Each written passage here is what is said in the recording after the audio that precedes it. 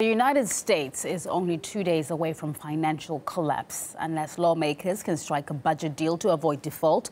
Rival Democrats and Republicans have been stuck in a loop for over 2 weeks, with most government work crippled. Anissa now reports on the deadlock that could spark a domino effect around the world. This self-inflicted shutdown is causing panic around the world as Washington scrambles to avoid default. The global economy is at risk of being thrust back into recession. While at home, millions will have to cut their losses either way, deal or no deal.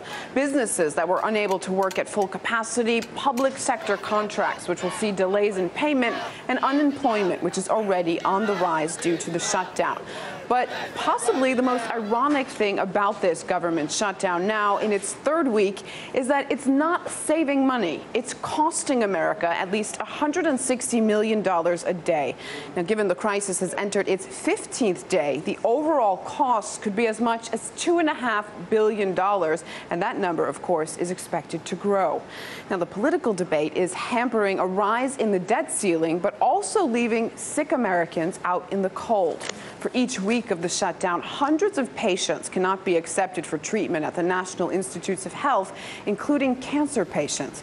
75% of the staff is not working because of this shutdown, and it's the patients in need of medical treatment that are suffering. Veterans are outraged at the closing of public parks and war monuments due to this shutdown. The government has run out of cash to pay some 800,000 federal workers during the deadlock.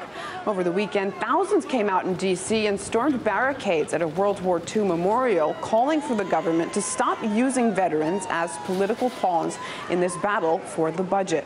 While another group of retired military personnel are set to protest here in Washington, D.C. this week, again starting their rally at that war memorial. The Department of Veteran Affairs is seeing the backlog of disability claims grow, along with the frustration and uncertainty among the military community.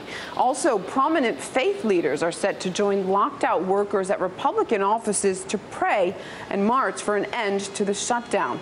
They're expected to call attention to each representative's stance on the debt ceiling, encouraging them to vote to end this standoff. So as the shutdown continues, we are seeing more and more protests in the Capitol and more people and different groups demanding the government do their job and get a budget passed. The executive director at the American Jobs Alliance told us how lawmakers have a knack for intimidating the public.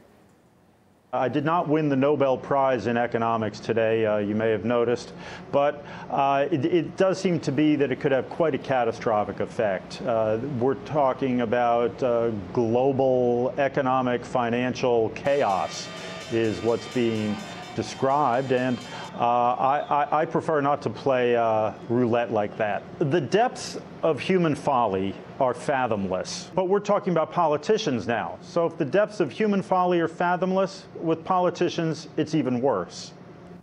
Days by Washingtons are floundering over averting economic disaster. China's calling for a de-Americanized world.